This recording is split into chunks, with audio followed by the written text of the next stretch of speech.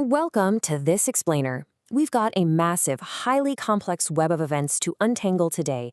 We're going to map out a truly critical week of international crises, starting with a paused military strike in the Middle East and tracing those shockwaves all the way back to some intense institutional clashes right on Capitol Hill. Whether you track defense policy or domestic statecraft, the sheer volume of overlapping maneuvers happening right now is absolutely fascinating. Here is our roadmap. We'll be looking at the US-Iran standoff, the regional and economic fallout, a highly debated DOJ fund, clashes at the White House, and finally, peripheral geopolitical shockwaves. Let's get right into it. Starting off with Section 1, the US-Iran standoff and this incredibly fragile ceasefire. So picture this. President Trump revealed he was quite literally an hour away from launching a massive military strike. US ships were, in his words, loaded to the brim. But then Gulf allies step in. We're talking urgent diplomatic requests from Qatar, Saudi Arabia, and the UAE, who intervened and successfully asked for a 2 to 3 day delay just to give negotiations a fighting chance. The president agreed, saying his ultimate goal is to prevent Tehran from acquiring a nuclear weapon, all while navigating a 36% domestic approval rating since the conflict began. But he also made sure to issue a stark warning. If talks fail, he could deliver another big hit. Now, what's really fascinating here is the total disconnect between the executive assessment and the military reality on the ground. On one hand, President Trump claims Iran's military is essentially devastated, saying their missiles are 82% gone and their Navy and Air Force are completely wiped out. He also mentioned that Chinese President Xi Jinping personally promised not to send weapons to Iran, which China's foreign ministry actually backed up. But on the other hand, you have CENTCOM Commander Admiral Brad Cooper testifying that while the ceasefire holds, Iran pushes it. He highlighted a rigorous U.S.-led blockade that's turned away 88 ships, bringing Iranian port trade to zero, and he forcefully pushed back on reports that Iran had somehow regained access to its missile sites. Of course, a military campaign of this scale carries a heavy human toll and generates immense political blowback. For instance, Democratic Representative Adam Smith heavily criticized Defense Secretary Pete Hegseth for what he described as a callous disregard for civilian life.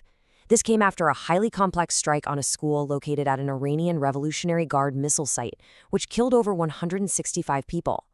Admiral Cooper noted that specific strike is still actively under investigation. And let's put the material cost to the U.S. military into perspective. 42. According to a report citing the Congressional Research Service, 42 American aircraft, mostly drones, have been lost or damaged during this conflict. So there is a very real, very significant operational toll taking place right in the background of these high-stakes negotiations. Moving on to Section 2, let's examine the severe regional and economic fallout from all this. Because even with the pause in direct US-Iran strikes, the region is essentially a powder keg right now. The UAE Ministry of Defense had to intercept 6 hostile drones coming out of Iraq in just a 48-hour window. This included a truly brazen May 17th attack targeting the Baraka nuclear energy plant. Meanwhile, massive explosions were reported on Iran's Kesh Island in the Strait of Hormuz. State media later claimed this was just the neutralization of unexploded munitions, but either way, the threat level remains intensely active. And all this regional instability hits global supply chains hard, especially with the Strait of Hormuz effectively closed. To stabilize things, we are seeing a massive, record-breaking 9.9 million barrel drawdown from the U.S. Strategic Petroleum Reserve. This brings U.S. stockpiles down to 374 million barrels, their lowest point since July 2024. G7 finance ministers have made it crystal clear, getting that energy corridor reopened is absolutely imperative. You're literally watching geopolitical cause and effect play out in real time. The instantaneous market reaction, the second the strike delay was announced by the president, global benchmark Brent crude dropped 1.5%. This stabilization got an extra bump from Treasury Secretary Scott Bessent, who extended a 30-day sanctions waiver that allows energy-vulnerable nations to keep purchasing Russian seaborne oil. All right, Section 3, we're shifting gears from foreign policy to Capitol Hill, and this highly controversial DOJ fund. Let's unpack the mechanics here. We are looking at a brand new $1.776 billion fund.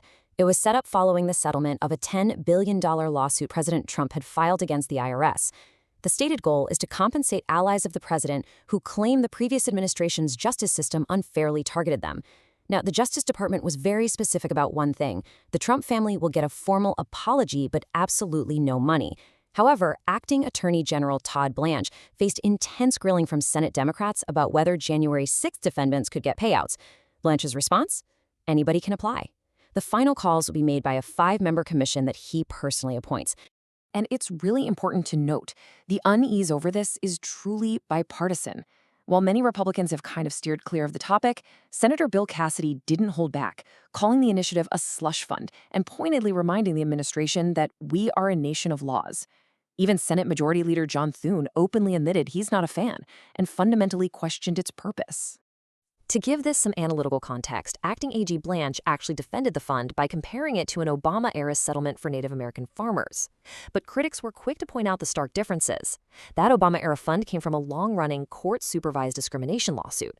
The current IRS lawsuit, on the other hand, was abruptly dropped amidst a lot of judicial skepticism. So critics are voicing major concerns over a complete lack of judicial oversight and how this new billion-dollar fund will be handed out. But Blanche isn't just fielding questions about this fund, he's dealing with an absolute crisis at the Bureau of Prisons. He's asking for a massive budget bump, up to $10.3 billion from $8.1 billion. He pointed out they need $450 million just to patch up a 20% vacancy rate for corrections officers and to keep the staff they do have. Also, in a remarkably blunt moment during the hearings, he was asked about reopening investigations into Jeffrey Epstein after his predecessor, Pam Bondi, was fired.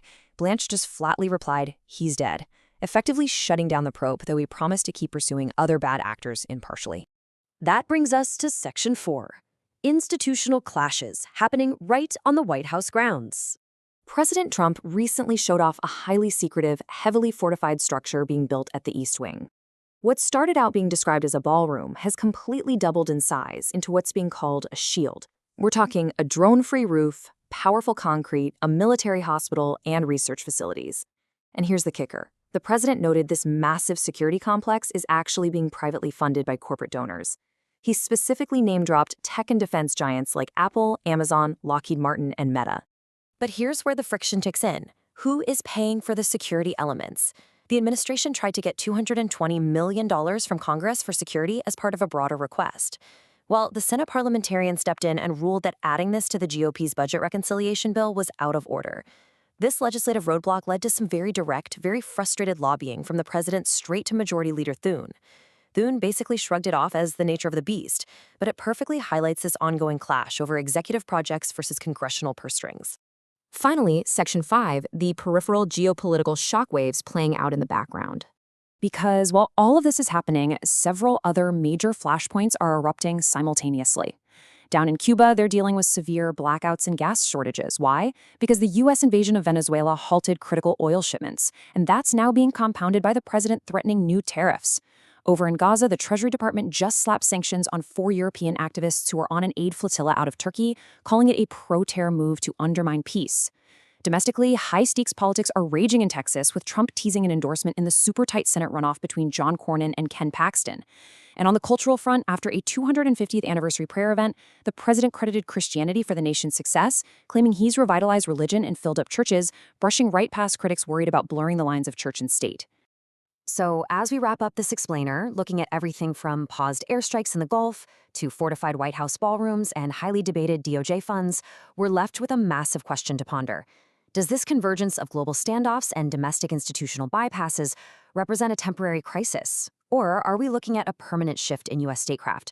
Are these overlapping layers of executive action and institutional friction just a passing phase? Or is this the new normal for how global and domestic affairs are managed?